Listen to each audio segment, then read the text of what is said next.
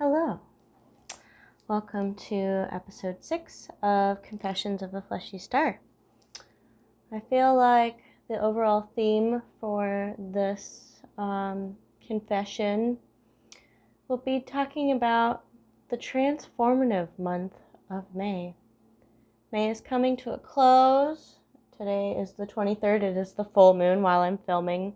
It might spill into the 24th because it's 11:29 p.m. on the West Coast in Oregon.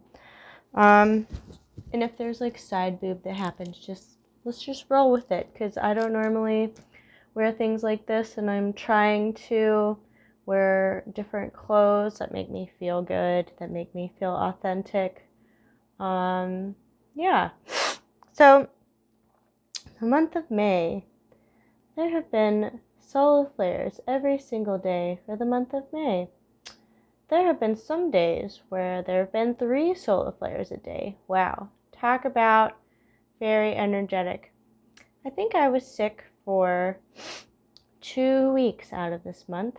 I had like the stomach flu thing where like it's just coming out, and I didn't really want to eat anything, and I really felt like things were starting to shift, like my belief system and stuff.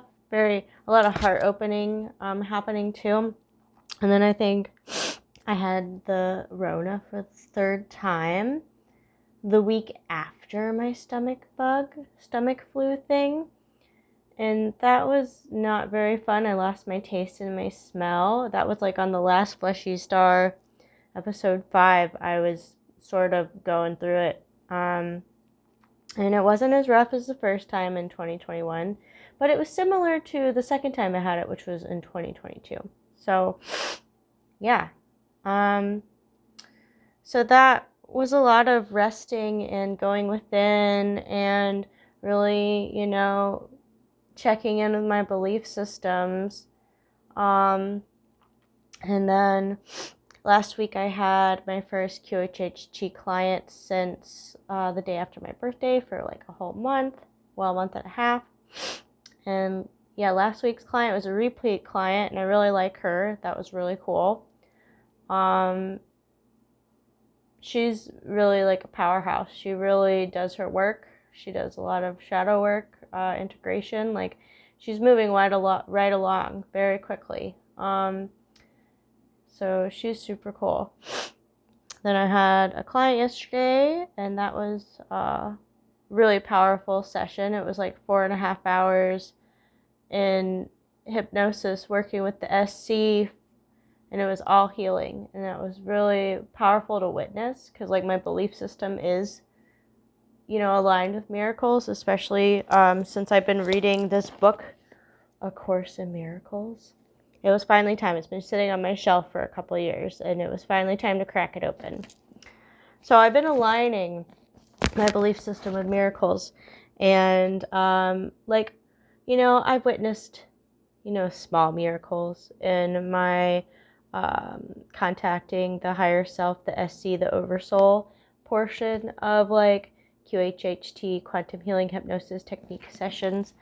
But this really was, and I knew it was coming too. It's like you get these little psychic hits, like you ask these questions or you ponder these things. So like a week or 2 before, I was like, I've never had a client that like big, expansive healing happened. I had one client, and it was like, I think my second client when I moved to Eugene, yes. And it was a really tough session. I didn't think, we were having like any headway. She was really left brain. She really wanted to be in control. She didn't want to surrender control to the experience. She wanted to be in her logic brain, and it was really tough.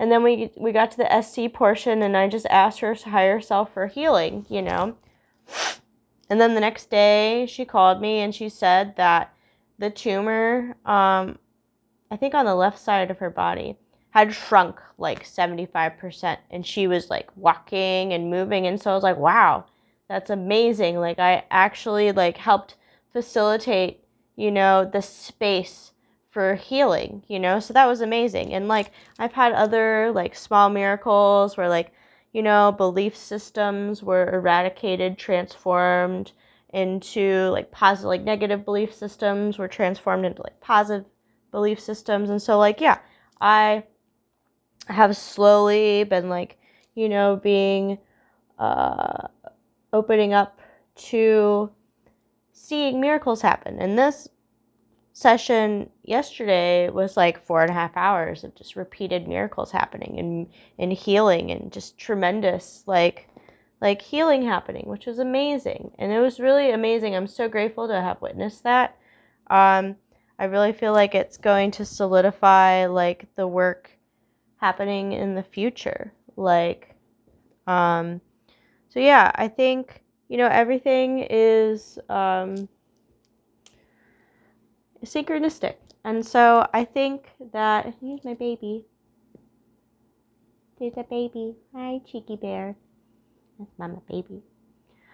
So I think, you know, reading the Course in Miracles has really helped me prepare for this. It's a slow read. I was talking to my spiritual friend Paul, who's in our Reiki share group, about it, and he was like, yeah, we read that in a group.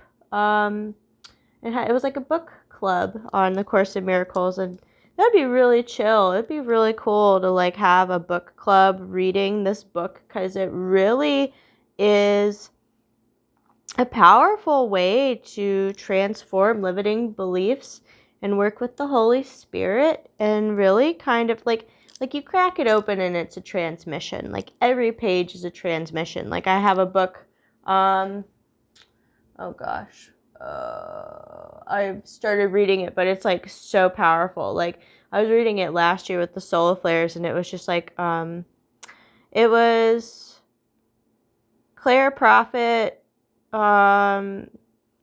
Saint Germain, and that book is just like, oh my gosh, I was getting hit pretty hard with solar flares last year, and reading that, and it was just like kind of rocking me a little bit. But it's great. I received a lot of transmissions from that, because I remembered I am from the 15th dimension, which is the realm of the violet flame, the order of the violet flame Reshi. Yeah, so Course in Miracles is really great. Things that are sticking out to me now is working on right-mindedness. And so being of right mind is being in the frequency of love, embodying love from the heart, and like not being afraid. And so like not right-mindedness is like, you know, illusion, the illusion of separation. So that could be like suffering and pain and fear, mostly fear, you know? And so it's interesting how I've been working with this. And my major test, I feel like today on this full moon, is something that's been like affecting me since childhood. So I knew it was coming because after my session yesterday was super powerful, and I was, you know, being tested on my belief system, and I passed that test, right? And so I was on the phone with my husband. He's on a work trip in Minnesota right now. And I was on my daily walk on the Amazon trail, the running trail. I was on my walk in the evening. I was talking to him, and I was like, you know, being a good cheerleader, like, I'm so proud. Like, I passed that test yesterday. And it's the test of, like, fear of getting sick, right? And so I passed that test, but then I had this intuitive hit in my mind that's like, you're going to have it again tomorrow on your next session. And, you know, I just played it cool, like, yeah, it's going to be all right. Well, I had a client today, and he had been under the weather, maybe probably with what I had or something different. But he he came in and he was like coughing and stuff, you know, and so automatically like my heart, like I could feel like being in fear, like physically in my heart chakra, and it hurt. It was like a pain, you know, where like I just jumped right to fear. This fear of getting sick, because like I've been sick every 2 weeks for the last 2 years, and I finally had been like getting better the past few months, and then I was sick the month of May for 2 weeks. The first 2 weeks I had the stomach flu and I had the Rona for the third time, and like I automatically just jumped to fear of getting sick, because I'm supposed to be going to the Monroe Institute next week for stuff, and like this is just where I went on this roller coaster ride of being afraid, and like it dissipated, you know. I was very present with my client, who's also my friend, who's in my Reiki circle group too, and facilitated his session, and he had breakthroughs and aha moments, and he had good healing, and I was really happy for that I could help facilitate this, that create that space for him, that safety.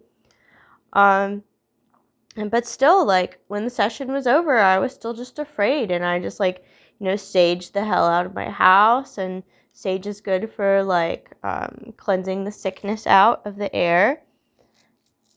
And you know, I like alcoholed the doorknobs and stuff. This is me just being like super like transparent about like my struggle, you know. And like, yeah, I was sort of panicky. I went in the backyard because the cat and I needed to ground it, and we didn't go out for the day. So we went out in the backyard, and I put my bare feet on the ground, and I'm just like, man, I really don't like feeling like this, because I know I create my reality. I know whatever I think in my mind, I manifest, I create it, you know? The mind is running the show, practically. And so I'm like, if I focus on the fear of getting sick, the universe just hears sickness, and that's what I attract. And so every time I'm afraid of getting sick, I get sick. And I'm like so tired of being sick. And so I'm like, man, I really need to focus on like good health and be grateful for like when I'm in good health, you know? So then that attracts more. It attracts more good health. Like I'm like telling the universe, like, thank you for keeping me healthy. Body, thank you for keeping me healthy. It's like I subconsciously have this fear that my body is going to fail me. And then I also, you know, finally have deducted it down. I've known this. I've been self-aware of this, but like I'm like solidifying the pieces, you know, and I'm just like, I'm fucking done with this shit, you know? And so like as a child, very young, you know, I came into this life like from age 3 to 5, I'd sleepwalk, and I'd have like these nightmares of my ancient Egyptian past life, how I died, right? But then like as a family, we would watch World News Tonight with Peter Jennings after dinner, after our family walk. So we'd eat dinner, we'd go for a walk around the neighborhood as a family, and then we'd come back and sit in front of the television and watch World News Tonight with Peter Jennings. And like it would come on, and it's the fucking news, and their program is like fear, you know, to program you to be afraid, to attract negative stuff into your life, create suffering, you know. Elitists don't care about us. And so like I would be a young gal watching this, and there would always be, it's all bad news. Like there's hardly any good news, even in the 90s. And it's just like, this just in, there's this like disease, or there's this thing, there's like this whatever, swine flu, I don't know. You know what I mean? I'm just like trying to create examples. But like here I am just being like, oh my God, do I have that, Mom and Dad? And they would laugh at me, and they would tell me I'm a hypochondriac, and that like I'm just like creating this story of fear, right? And so like we all get programmed, as like even in utero, in the womb, we're being programmed, you know what I mean? Like we were programmed when like the eggs of our mother, and our eggs were in our mother when our mother was in grandma. So like generational stuff, like it all started happening with grandma. But like and so it happened with grandma, It happened with my mom. But when I was in my mom's womb, I was being programmed. But from birth to age 7 is when you're subconsciously getting programmed by your parents, by your surroundings, by your situation, by your peers, by your experiences. You're getting subconsciously programmed. So, like, I finally realized, like, I am fucking afraid. I'm afraid of sickness. I'm afraid of that. That happened at a young age. It could even be like generational, generational fear. Who knows how long it could have been passed down. I mean, like, potato famine stuff, people were sick and starving. Like, I'm just trying to figure out, like, the root to this, because I'm so tired of, like, manifesting, like, ill health for myself. Like, before coronavirus, I had great health. I was fit, I was active, I hadn't been sick in 4 years. Like, even before that, I don't think I was sick, but, like, I wasn't very healthy when I was with my ex-husband. But, like, seriously, I hadn't been sick for 4 years. And then all of a sudden, the news is, like, blaring these fear tactics about the coronavirus and blah, blah, blah, blah, blah. And, like, there's no need to be afraid. If you're afraid, that lowers your vibration. If you're in fear, that lowers your vibration. You're gonna get sick. Like, how are people going to combat this and get better if they're always in a form of fight or flight? They're always tired. They're always run down. They're always afraid, anxious, stressed out, vibrating in lower emotions. Like, how are people going to get better? How are people going to stay healthy? Not to mention, like, the food, poisoning the food. Like, okay, so I'm not trying to fearmonger. I'm just trying to, explain. Like, I have changed my diet drastically. I've always had a good diet. I say in the last, like, 6 years. But I met my husband, and we just sort of just ate out and didn't pay attention for a year. And my health declined. Also with COVID, whatever. But, like, nowadays, like, the quality of food has, like, gone down very quickly. Like, there's pesticides in everything. You have to be so careful. Even organic stuff. Now they're spraying on, like, that spray so, like, things don't rot. Like, dude, why mess it with a good thing? Like, food's supposed to decompose. Like, food's not supposed to last forever. Like, food is vibrational too. You're supposed to be ingesting, like, fresh food always. You are not supposed to be eating food that's over a week old. You're supposed to ingest, like, food within 3 days max to, like, really benefit from the nutrients. But, like, the way we grow food, it's depleted of most nutrients. So that, like, you do have to supplement. And those supplements, like, they're manufactured and they have chemicals, and they're not, like, natural things from food unless you buy expensive ass organic supplements like we do. Expensive, Like, you have to be really conscious about the food you eat. Even chocolate. Chocolate has lead and cadmium in it. And it doesn't even matter where it's from or if it's, like, organic or not. There's still trace amounts of lead and cadmium. And some of them are really high, We used to eat Navitas, like dark chocolate cocoa nibs or whatever. I can't even eat that shit anymore. Like, and I hadn't until, like, 2 years ago. And then I was eating it when all these studies came out. And I'm like, oh my gosh. And so I had to detox my body from heavy metals, That's crazy. I used to smoke cigarettes and they have cadmium in them.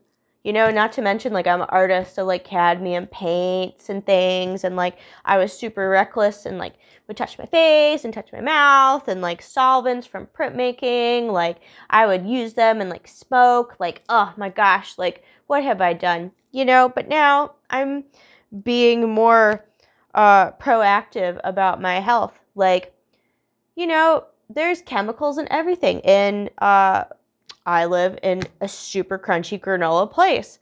And, like, I thought I was super crunchy granola. But since moving here, like, I have to turn up my crunchy granola and be super aware of stuff. Like synthetic fibers versus natural fibers. synthetic fibers have chemicals in them, and then you wear them. So like these tight leggings women wear that are all like nylon, acrylic, like spandex, like synthetic fibers, they actually cause reproductive harm. They could make women like infertile. Same for men, you know, like their underwear and stuff. All of us, our underwear, like I used to wear like synthetic, like fibered underwear, and like they're really bad for you. I didn't know that. I had no idea. And so like, yeah, that leaches chemicals into your system, because your body's like the biggest, your skin is like the biggest organ you have in your body, and like things just pass through it. So like just wearing horrible clothes with chemicals is bad for you, you know? Laundry detergent, scented fragrances and things are hormone disruptors, like endocrine disruptors. So like scented candles, like what is it? Scented laundry detergent like Tide. Like I go outside in my backyard and I smell people's Tide like in the air, and it makes me feel sick. It smells horrible. It makes me like cough and get all phlegmy, you know? It disrupts my system. Yeah, so like food, like chemicals and cleaning products and just all these things, like I'm super sensitive to them. So when we lived in the RV, like I was what is it? I was around toxic mold. I had toxic mold poisoning, and I didn't know it, you know, because we were living in the RV for 7 months and it was rainy and we were blaring the heaters and we made mold, you know, condensation and stuff. So I didn't know that until like we moved into the house and we were cleaning out the RV and there was mold everywhere. And then I started like doing some research on like toxic mold. It was just like all my symptoms, like heart palpitations, depression, food sensitivities all of a sudden, like really sensitive to just even organic essential oils. Like they would make me angry. I was sensitive to everything. Like I couldn't eat anything. Like my allergies were absolutely horrible, which I mean, we live in the allergy capital of America. But oh my gosh, like I just thought I was dying, legit. And it was mold on top of like I had the Rona and I hurt my back and I was just really going through some fucking shit, man. Anyways, I went on this big tangent, but what I really discovered is my fear of being sick. And I have lived through it. I have lived through that fear over and over and over again for the past 2 years. And I am so done with it. Like, oh my gosh. Like, I'm taking my life back. I am. No more fear mongering. Because you know what? This is a toxic world. But my body has a divine intelligence. It knows what to do. It knows how to heal itself. I don't need anyone to tell me how to heal myself on all these fucking reels and self-help and spiritual coaches on Instagram. Like some of it's fear mongering. Sure. Some of it is great. Sure. But like, how do you differentiate between the two if you really don't know what you're doing? Your body knows. You got to ask yourself, like, what do you need? What do you need to get better? And it will tell you if you listen. If you listen to your intuition, you listen to yourself, like, it'll tell you. So I am taking control back of my life. I am going to be better with my belief system and my programming. I'm reprogramming myself. Like, I really am going to focus on, like, being more positive and, like, focusing on what I want to see in my reality. Do I want to create heaven on earth or do I want to create my own hell? The decision is mine. And I'm choosing to create heaven on earth, to have a healthy body that like keeps me safe and, you know, is detoxing and taking care of me and adapting and is resilient, is strong, you know? So yeah, I don't want to play that story anymore. And so what's super interesting is like I haven't done the tarot in a couple years. I used to just do the tarot for like love readings when I was like looking for my husband. and going through like my karmic soulmate journey, which was rough and very, I learned a lot, and I'm really grateful for it. Really, I'm grateful for all my struggle. I'm grateful that I had to be sick for 2 years and finally say enough is enough. I'm really grateful for that. I'm grateful for that lesson. It was tough, and a lot of healers have to go through some tough shit. And I mean, everyone's a healer, but in their own way, So, tangent. This is my second time this month doing the tarot, and I have this lovely, journaling book for, really keeping myself accountable for, going through the cards and actually taking my time reading them. Because in the past, I would just kind of do my Aries, surface level thing where I'm like, oh, this means blah, blah, blah, and that's it. Or, I would just interpret it, how I wanted to read it, and, not see, the shadow aspects or, hold myself accountable or, really feel into, what this card's actually trying to tell me instead of, oh, it means that this is my soulmate or this is my twin flame or whatever. So, yeah. We've been doing tarot nights at Stargate, and it's been really powerful because, I know a bunch about tarot, but it's really, solidifying and, expanding my knowledge, and I'm seeing, esoteric, truths, especially because Kayla, our friend who's teaching the class, she's using the Rider-Waite deck, and so I'm actually looking into the symbology and the symbols and what this is alluding to and metaphysics and esoteric knowledge, and it's super cool. And I'm really channeling a lot of interesting things when we get together and we have just this expansive energy between everybody. It's amazing. But it's holding me accountable for fucking doing the work and reading into the cards and really taking it seriously to work with it, work with the energies, and it's showing me truth. I'm don't pull my leg. I want to know exactly what you're trying to tell me, and I will do it, And so this deck called out to me. I have 40 decks, and some are or different kinds of cards.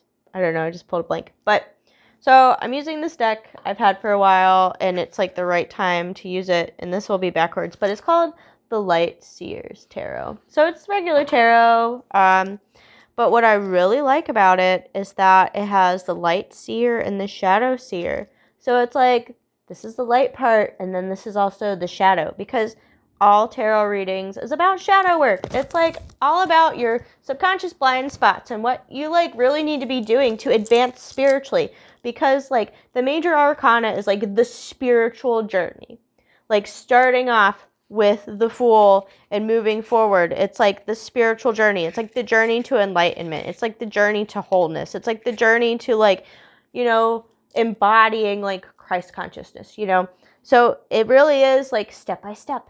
And what's super interesting is the 3 cards that I pulled were all within the same number, 15, 16, and then 14, which is super wild because we just went over these cards a couple weeks ago. So very interesting. So I asked about what I need to do and consider with this fear of sickness. How can I resolve this? And so I got the Devil card from this deck.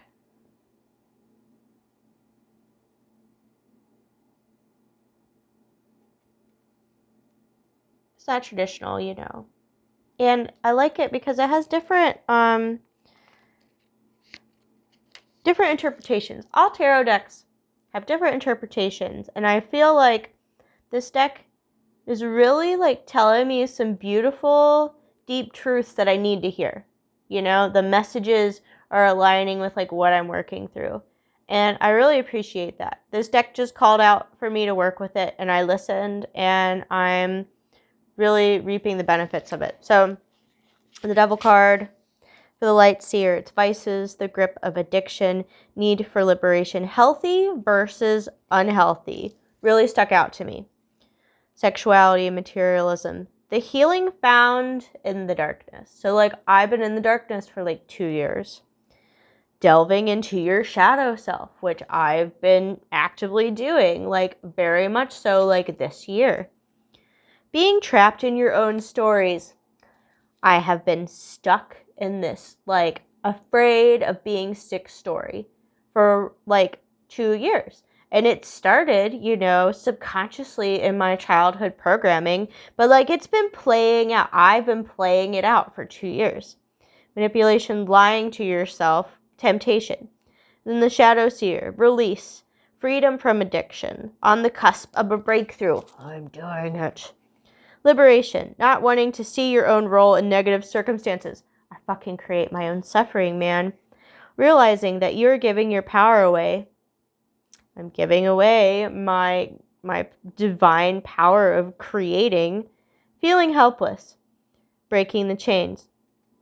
So, like, this is making me realize, I channeled in my journal, like, I am trapped in my own story. I need to change the narrative.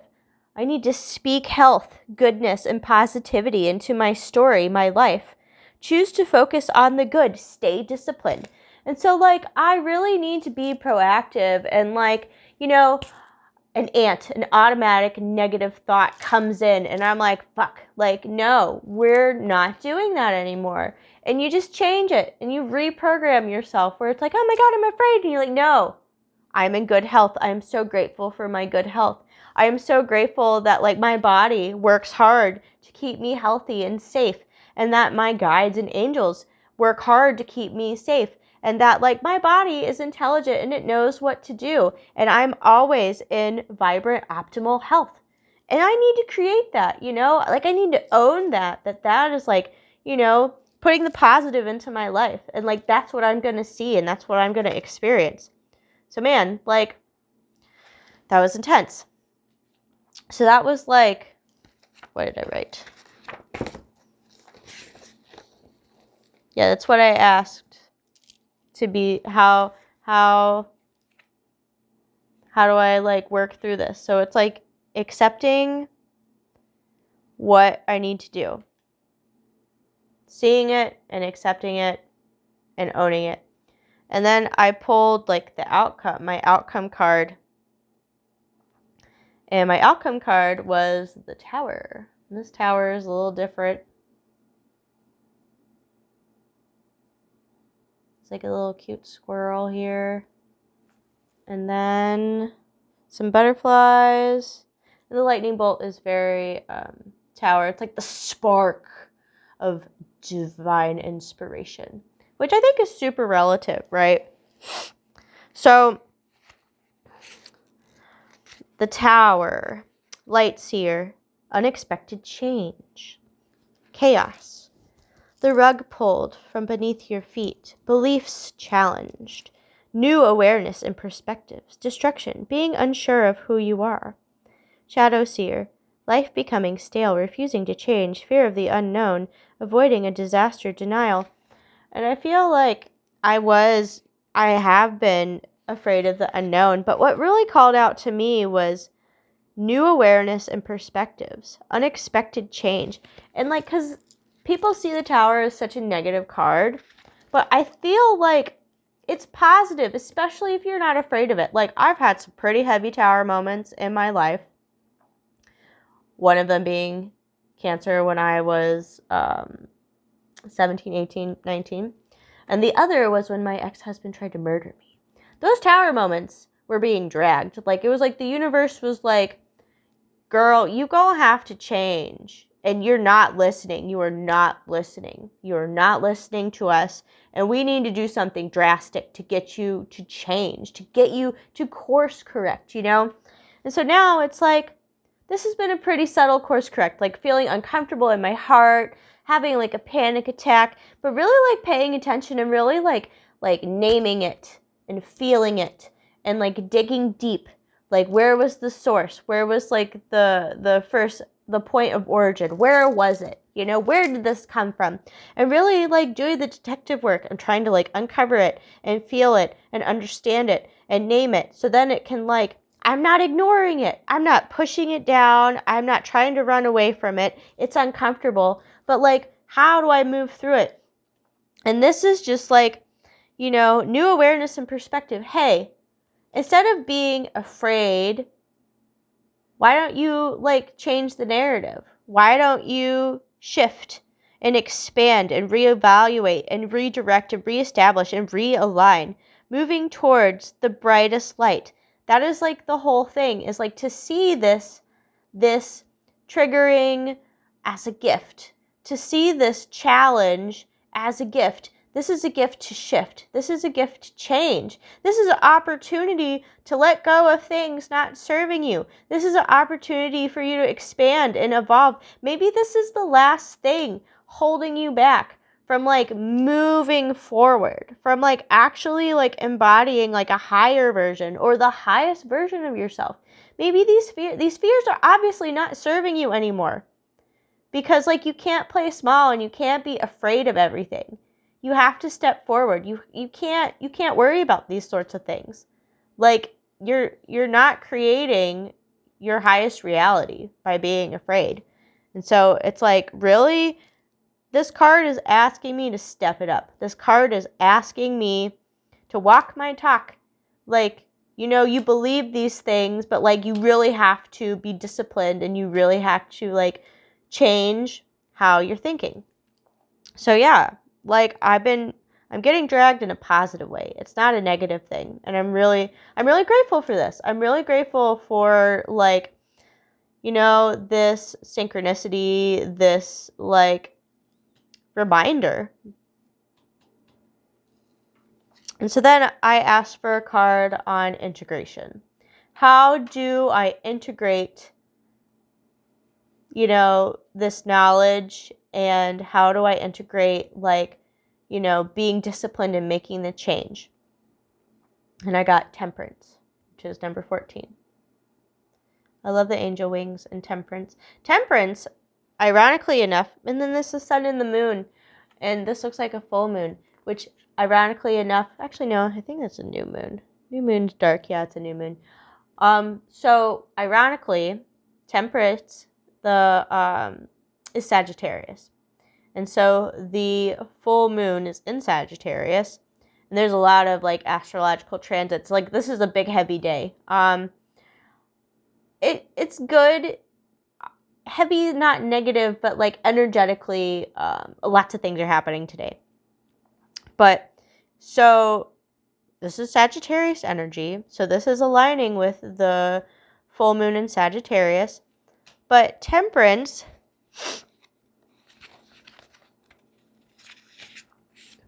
so the light seer, alchemy, blending energies, harmony, moderation, masculine and feminine balance, duality, fluidity of time, meditation, the perceptual motion of life, neutrality, restraint, patience, and purpose.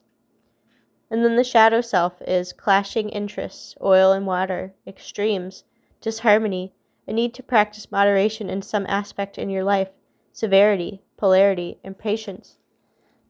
What I really got from this card for integration, for this awareness, for this moving forward, for really having self-discipline to restructure like my beliefs and to speak positivity and good health into my life. Alchemy, blending energies, harmony, moderation, masculine and feminine balance, mindfulness, and then overall balance. And there was this, at the end of this card, there's this sentence, and it's like an affirmation, and it says, I walk the middle path, and I nourish my spiritual wholeness.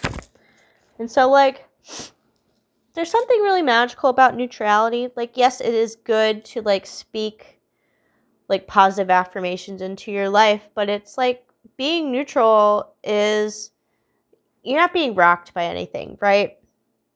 And then, like, embodying and nourishing like my spiritual wholeness. Like spiritually, like I am the spirit. Like I'm not the mind, I'm not the thoughts, I'm not the body, I'm the soul, you know? And the soul is love.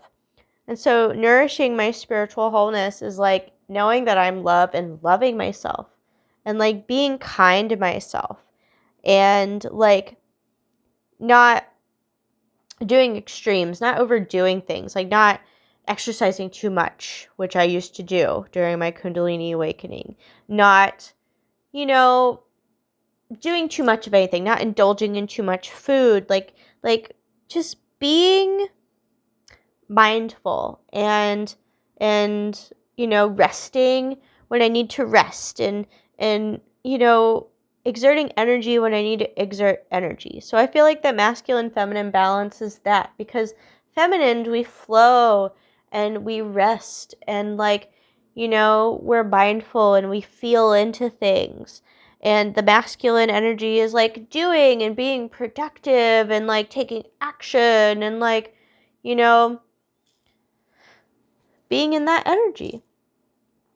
So it's balancing the two, which I feel like the past 2 years in this cycle of playing out this old story, I've been learning to rest more. And I also feel like, I kind of crumpled after being in fight or flight for most of my life. So I'm really grateful for this opportunity that I learned how to rest and listen to my body and listen to what my body is trying to tell me. And so I can appreciate that. And I feel like the last 2 weeks I've been exercising, and maybe before that, like last month, the start of last month into this month, like I've had this transition where like one day I could like really like move and do stuff, and the next day I had to rest. And one day, and it was just like this repeating cycle for 2 weeks where it's like I did stuff and I rest and I did stuff and I rest. And that was a really nice integration.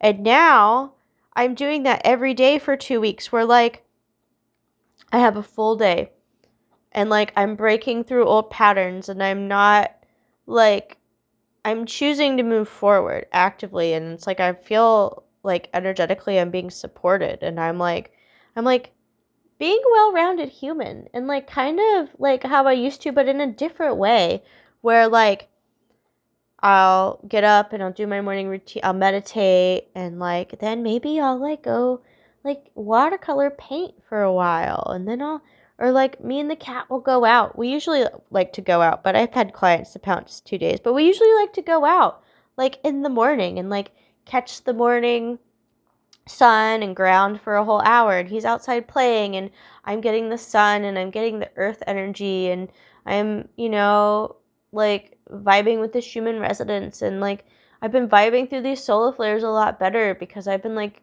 connecting with the earth, and it's been really magical.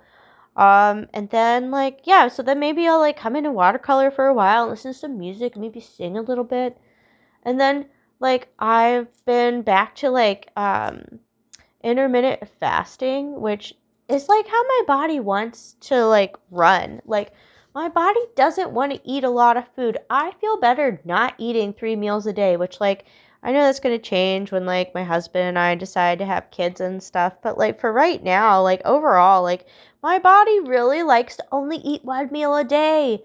And like I feel lighter. I feel like not sluggish. Like I feel good. So I'll eat my I call it dinner because it's like lunch dinner. I eat like at 2 p.m. And then like I'll go for a walk right after. I'll eat like my almond seeds, which are like good for the like anti-cancer. I'll eat my almond seeds. I'll take like my hawthorn berry tincture. I'll drink some kombucha, and then I'll go for like a walk, and I'll walk like 2.5 miles. And I feel really good. I haven't been able to do that in years. It's been amazing. And so I'll do that. And then I'll like come and I'll take a bath, and then I'll rest because I exerted my energy, and like I won't do anything else, and I will rest and recover, and I'll drink lots of water. I drink 2 liters of water a day practically. Shungite water, because it's good for you and it cleans you out. But like And it's part of my detox protocol. But like, I'm doing that. I'm like being really active about like what I put in my body. I haven't had coffee since last year. I can't. My adrenals were fried. We've been healing like all my nervous system, my adrenals, like we've been doing that and it's been amazing. But like I never really drank coffee, but I drank coffee and it, like after COVID it just like ruined my body and now I'm doing better. So I don't drink caffeine, period. Like I take care of myself. I want to feel good. I want to be around for like 60 more years, you know what I mean? So yeah, like I've been doing that and it's been really great. And I really feel like I'm really making these big leaps and bounds and I'm really proud of myself. And that too, like, I realized that I really need to speak nice to myself. I gained a lot of weight in the past 2 years and I was really hard on myself. And that's another old pattern that I had programmed, you know? And it was very subconscious. It was very deep. And it came from like my grandma and it could have come before my grandma, you know? But like, I think I was 11 and my mom didn't talk to me about like periods and stuff. She didn't. And her mom, my grandma didn't talk to her about, they just didn't talk about stuff. Emotional intelligence back then was just like not where it's at now. And even still, people are becoming self-aware, but they have to do the work, you know? So my grandma didn't talk to my mom about that stuff. And my mom didn't talk to me about that stuff. And they were doing the best they can with what, you know, they knew how to. And, you know, there's no animosity. I talked to my mom. It's all good, you know? But I'm just, you know, explaining. So, like, I was put on a diet when I was 11 because my mom was afraid of me getting my period. And, like, I guess when a woman reaches 100 pounds is when, like, that happens. You become a woman and you get your period and all that stuff. Well, I didn't know any of that. So, I was 11 in the 5th grade and I was on a diet. And, you know, I ate bland food. It was horrible. All the other kids could eat whatever they wanted, but I ate bland food, you know? And, like a girl I thought was my friend would make fun of me, you know? Like, I wasn't wearing a bra. I had huge, like, C-cup boobs. And I didn't shave my legs. And so, you know, I was made fun of because my boobs were huge. And I was made fun of because I had gorilla legs. They were unshaven gorilla legs. Some boy made fun of me. And, yeah, so there were negative body image shaming things happening. And so, and my body was different than my mom's. I'm like more curvaceous. I'm like my dad's side of the family. Very Irish and short. I'm the tallest woman on my dad's side of the family. I'm 5'1". I was 5'2" when I lost weight and I was skinnier when I was active during my Kundalini awakening. But no, now I'm back to like the body of my father's people. And it's been challenging. So yeah, I had these negative beliefs of, you know, my body wasn't like my mom's. She's, you know, she's slender and tall and we had different bodies. And so yeah, my mom didn't want me to get my period, but I thought like my mom thought I was fat, you know? And then like my grandma was unkind. She was unkind to herself. And then that translated to unkindness in other people too. My grandma's weight fluctuated and she had challenges with the way she felt about herself too, you know? Like, my grandma smoked cigarettes most of her life and they kept her skinny. Every time she quit cigarettes, she would eat sugar and gain weight. Because, I mean, I've had that struggle in my life too. Like, when I smoked cigarettes, somehow I was like athletic and skinny, you know? And then when I quit smoking, you know, I gained weight because, like, you need to, you know, satisfy that oral fixation in some way. It's like you're leaving something behind. You're trading it for something else. It's just, like, bad habits. And so, yeah, my grandma, her weight would fluctuate. But, like, as a child, I'm not paying attention to, like, what my grandma looks like. She's my grandma. But, I don't know. She was a New England woman. She was born and raised in Massachusetts. And after dinner, all the ladies, even the men, would, like, sit around the tables, chain smoking cigarettes and talk shit about each other. It's also, like, the McCracken way, the Irish. They, like, fight with each other, they talk shit about each other, and then they don't talk to each other for, like, years. My brother inherited that, too. But, like, that's just, like, what they did. And so, like, I guess over most of my life, my grandma would, like, notice when my weight would fluctuate and comment on it. She wasn't a very, like, loving woman. She was kind of cold. She was a cold New England woman, which, having compassion now, like, in retrospect, like, her dad died when she was 9. So, like, she's had a hard life, and she's been working, like, on a farm since she was a young gal. So she's had a challenging life, So, like, I understand and have compassion for her now, but during the time, like, it was just really out of context, and it stung.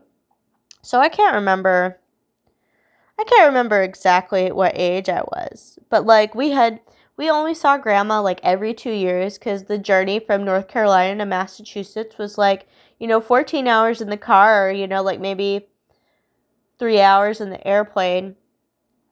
2.5 to 3 hours.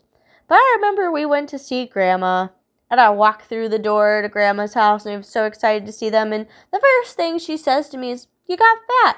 And I'm just like, are you fucking kidding me? Like, you don't say that to somebody.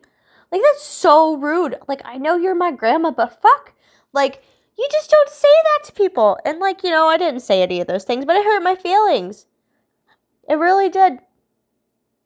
But before she died, I saw her, like, I video chatted with her because my mom was visiting. And the nicest thing she said is that I looked good. But I also did look good, though. I was skinnier. But she told me I looked good. So, she tried. She really did. But yeah, I had struggled with, like, weight issues and, like, putting my self-worth and my self-love of being, like, contingent upon, like, how skinny I was. And I guess I took it to sort of an obsession, like, I was really big with my ex-husband because I was really depressed, And then I left him, and I lost, like, 45 pounds without even trying in, like, 3 months. I, like, super slimmed down. But I was also, like, running and going to the gym and changing my diet and not smoking and, like, just meditating and just being super different, right? But that was, like, the first time in my life, like, I felt pretty. And, like, I looked in the mirror, and I'm like, I'm gorgeous. And I know it, and I felt it. And, like, on the inside, I knew it. And so on the outside, like, it reflected out. Like, I felt pretty. And I was like that for 4 years. I was just this gorgeous, beautiful girl in my eyes, in my perception. Like, being really skinny and athletic and, like, moving my body and, like, only eating 1 meal a day. Like, I was gorgeous. Like, that was, like, the prettiest I've ever felt in my life. And, like, I got so much male gaze attention, and it felt good because I wanted it and I felt beautiful. And, like, I know towards the end, I think it was, like, 2020, November, December 2020 to, like, 2021, it got bad. Like, 115 pounds was healthy. It was good. But, like, 98 pounds, that was, like, the least that I weighed ever. Like, being, like, in my late 20s. A grown woman being 98 pounds. That was a problem, And, like, back then I didn't see it as a problem. But now, like, on retrospection, like, that was a problem, Like, you shouldn't weigh 98 pounds. Like, that's not healthy. You need to have, like, moderation. You need to be right in the middle. And that's it's kind of all tying together. So it's like, I don't know how much I weigh. I want to nicely guess I weigh like 133 pounds, but it could be more.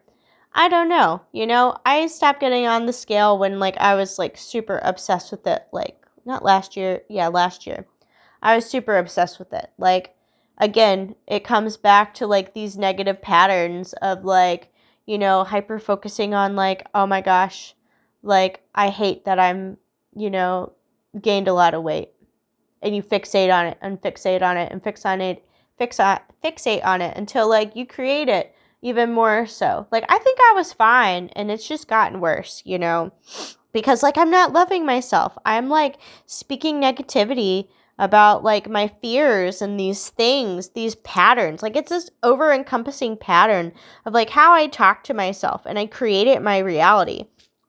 And it's just like, it's got to stop with me. Aries rules the mind. And so like my biggest test is like to master the mind. And it really is to like be kind and compassionate and loving to myself. And like all these things really go together. And it really is to be like neutral and moderate and loving, you know, not to be negative.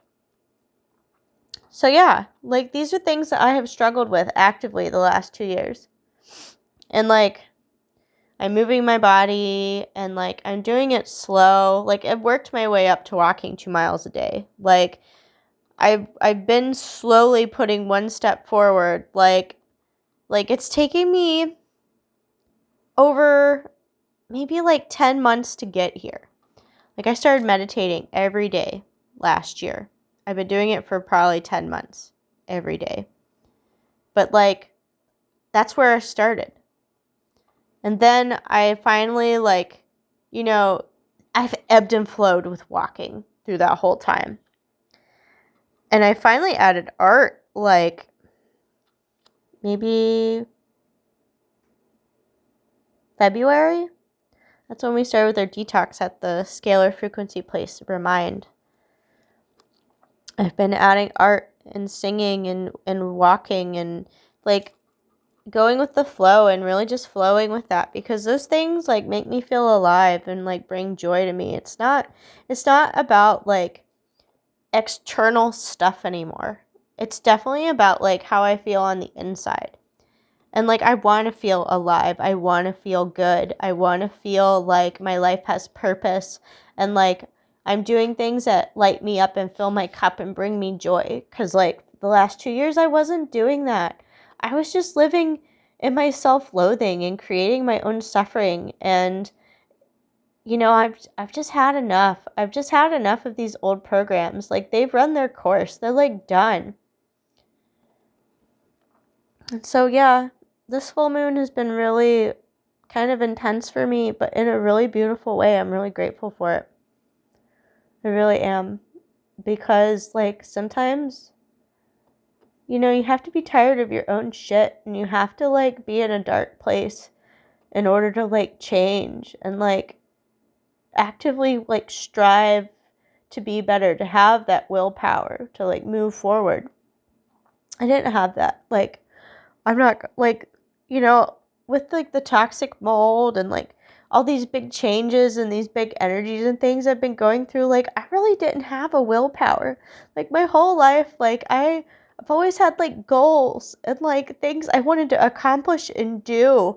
And, like, I taught college art, and then that just, like, wasn't, like, on fire for me anymore, because, like, I didn't want to have to, like, battle with the bureaucracy and the politics and, like, not get paid enough. And, like, I love teaching. It's a passion of mine, but, like, it's really not worth the fight. Like, I really want to be, like, lit up, like, doing things that make me feel good and not, like, fighting people that don't care or, like, you know, are still running through, like, crumbling structures that need to be revamped, that need to be revitalized, that need to be revised, you know?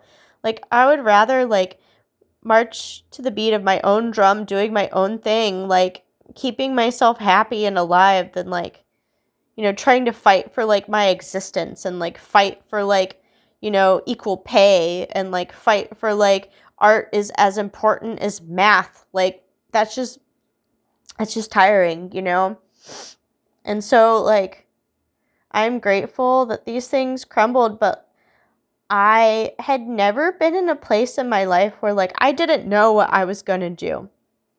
From age 14, when I was in high school, I knew I wanted to go to grad school. I knew I wanted to be an artist. I knew I wanted to be a college art professor. And then, like, I got my master's degree in fine arts, and it was, like, so anticlimactic. Like, I like, it, like, happened, and I'm like, now what?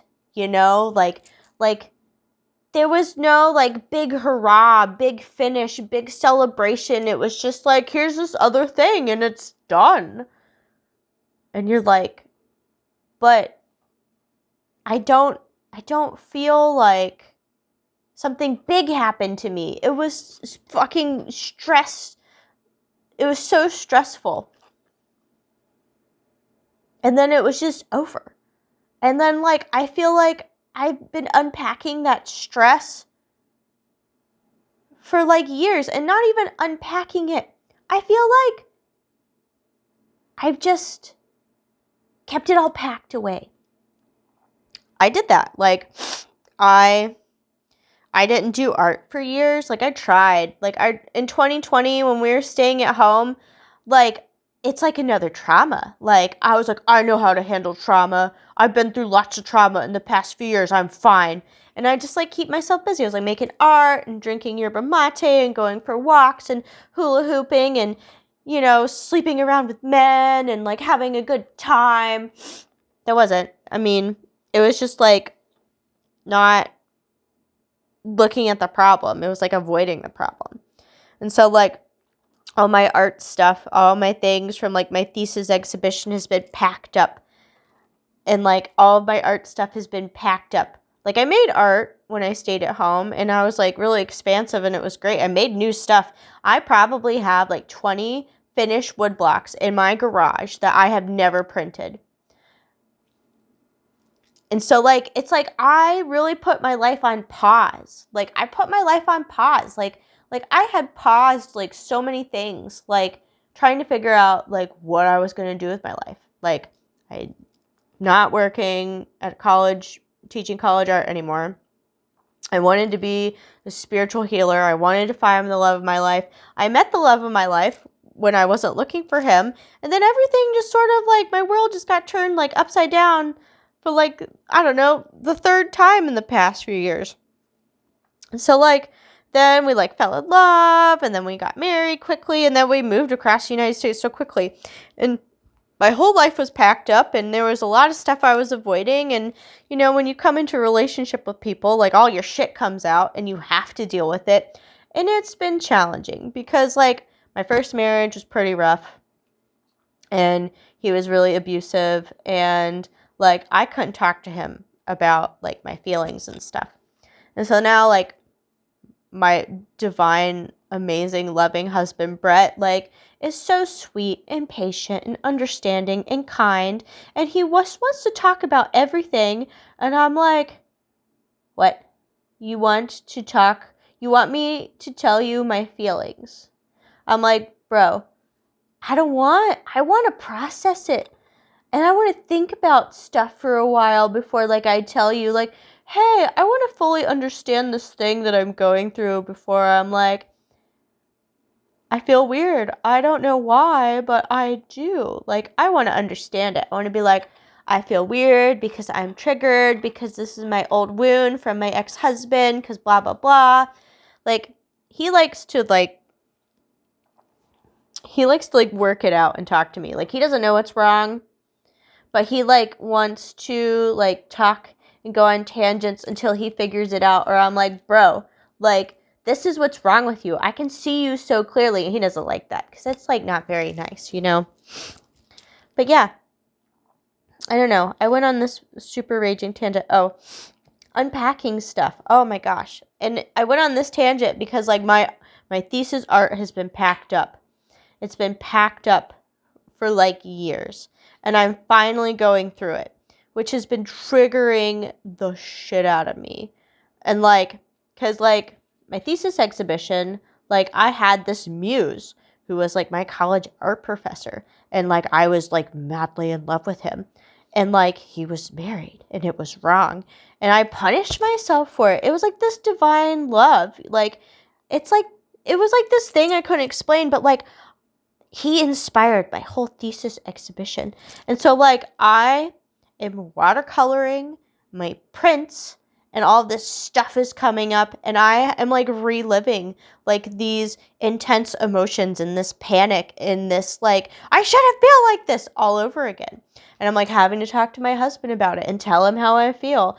And, like, you know, he's praying for me, and he's, like, trying to help me help myself through it. And I'm, like, I'm trying to help myself through it, you know? And it's just challenging because, like, you know, I did a tarot reading on that too. And it was like, I got the King of Wands, which is him. He was a fire sign. And I got the Hanged Man. And the Hanged Man was saying, I am holding on to something that's not meant for me. And I have to surrender it to the will of the cosmos. It's the intentional pause, the reflection, the letting go, embracing the new, realigning with my heart and purpose. New wisdom found, spiritual teaching, sacrifice, enlightenment. And it was just like, you haven't been seeing this. You haven't been seeing that you are holding on this thing that hasn't been meant for you. And, like, at the time, you know, he was trying to show you self-love. Like, my thesis exhibition was called A Journey to Self-Love. But, like, I was anticipating that the self-love would lead to, like, divine love, you know? And so, like, I wasn't really, like, doing it for the right reasons. And, like, I love myself, but I learned to love myself when it was easy to love myself. When I'm beautiful and thriving and, like, changing and blossoming and, like, feeling this divine, like, overwhelming, powerful energy, you know? Like, my authentic self, like, my highest incarnation of myself. I was, like, embodying and experiencing. And so, like, yeah, I'm unpacking all this stuff. And then I'm also, like, revisiting, like, the self-love, but, like, in a different way, like, my shadow side. So, like, I really loved myself when I was beautiful on the outside. And, like, I was a kind person and I was more gentle and stuff. But now it's like the real, like, test of self-love is, like, loving yourself when you need it the most. And these last 2 years, I have needed self-love the most. And I was, like, refusing to love myself. Like, I couldn't look at myself in the mirror for a while. Because, like, every time I look in the mirror, I'm like, who the fuck is this person? That's not me. Like, I don't look like that. Like, what happened? You know? But, I mean, I finally I can see myself. Like, that's who I am. And, like, the true test of self-love is to, like, love myself when I need it the most. And I need it the most. I need to love myself when it's hard to. I need to love myself and speak good things into my life when it's hard to. And so it's like, to master this lesson, I have to love myself, even though it's really hard. And I have been. And it's like, this whole year has been like baby steps, inch by inch, climbing up that mountain, climbing out of a hole, and really, like, doing some heavy deep dive work. I'm really proud of myself. I really am. I am so proud of myself. I'm really happy to be coming back to myself. It just like, I'm just tired of my shit, you know? Yeah. So, yep. This was me being super real and not holding back. I mean, I feel like we all need to be authentic. And part of shadow work is, like, loving yourself even when you're a complicated mess. Maybe, like, the best path to healing is to just fall apart. And then in the falling apart, you let go of stuff that's not you and you can kind of realign and regroup and like figure out like what really is you, you know? I'd really like to take this time to thank all the people in my life. You know, people that love me, people that have triggered me, people that don't want anything to do with me. I really am grateful for all the interactions. I'm really grateful for all the lessons. I'm really grateful for all the experiences. I'm really grateful for the opportunity to continue to grow and mature and really work some stuff out and really let old stories go. I'm really grateful for that. I'm grateful for this beautiful house my husband bought us. I'm grateful for my wonderful fur child, Deacon, who is the cutest baby in the world and is the spirit guide incarnate. I'm really grateful for my adorable husband. I've been filming for 1 hour and 11 minutes. I love my husband. He's such a godsend. He's such a wonderful, amazing, divine person. Like, he's just an angel. My husband is an angel. Deacon, my cat, is an angel baby, but my husband's just an angel. He's just an amazing person. I'm really grateful for all of our friends in our lives, all of my friends, my best friend, just all the people, all the beautiful people who are doing the hard work too. Everyone's going through something. Everybody, everywhere on this planet is going through something. They're going through lots of things. I really appreciate, people watching these videos and witnessing and, taking stuff from it. We're all just trying to walk each other home. That's why our business is called The Lightway Home. We're all just walking each other home. Home is back to the source, And like that's part of spiritual evolution is just learning lessons and growing and expanding and evolving and just being more conscious and rediscovering that all of this is an illusion. It's all a grand stage where we're acting stuff out. We're all we have karma that we need to pay back and we need to learn and we need to grow. We all have more than just one lesson. People are just like, this is my life lesson. It's like, bro, you got more than one lesson. We all have lots of lessons. We do. So we're here to learn and grow. Earth school is the hardest school. It really is. And all of us wanted to be here. We chose this life. We chose our parents. We chose our friends. We chose our lovers. We chose our enemies. We chose it. And up there, we're all one. Even here in the soul, we're all one. But up there, we're all one. And so your soul groups, your brothers and sisters, everybody is just I volunteer to be the villain. I volunteer to teach you this valuable lesson. And ex-lovers, I volunteer to break your heart because it's going to crack you open to, this person that's really going to help you heal these old wounds from past lifetimes and things, We all decided to be here. We all volunteered to be here to come to Earth School, which is the hardest school in the universe to grow as souls. That's really powerful. That's an honor. And we take it for granted. We take it for granted that we chose to be here. We chose our family. We chose our friends. We chose this body. We chose these lessons in order to advance spiritually. This is really powerful. It's really sacred. It's really sacred work. And I'm honored. I'm honored to be here. And it is tough sometimes, It's tough.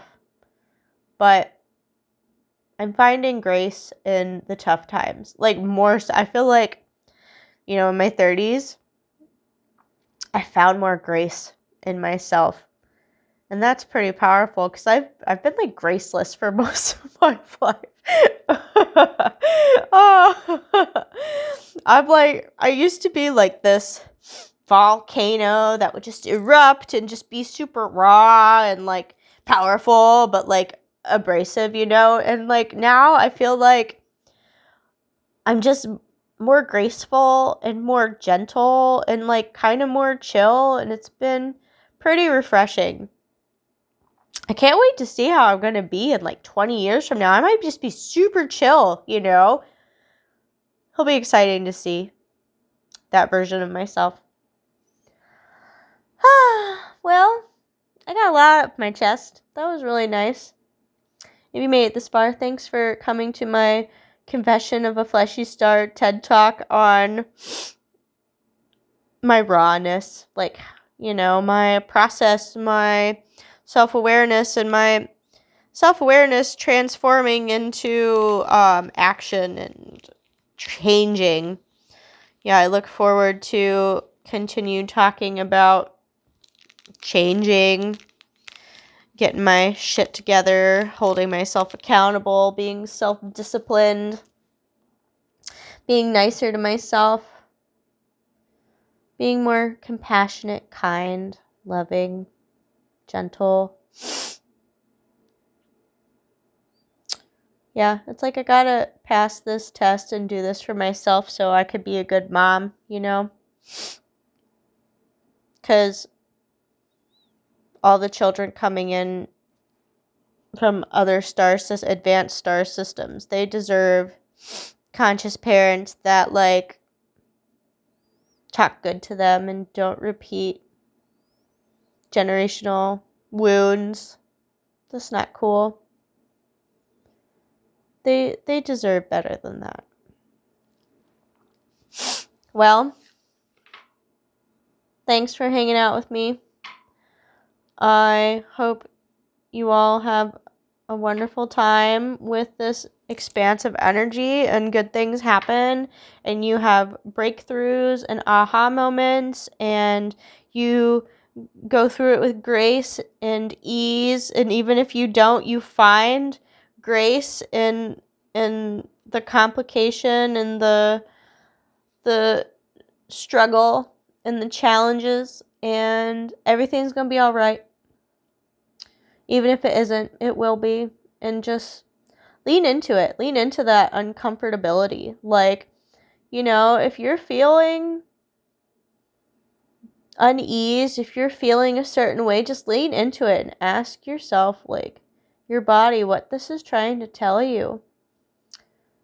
And then just feel it. You gotta feel it to heal it. You can't avoid it or it just sticks around. Well, friends, I love you. Be well. And until next time, maybe eventually I'll talk about twin flames with my husband, but we keep getting more expansion on the topic. So we'll see. Maybe it'll be next episode. But yeah. Be well, friends.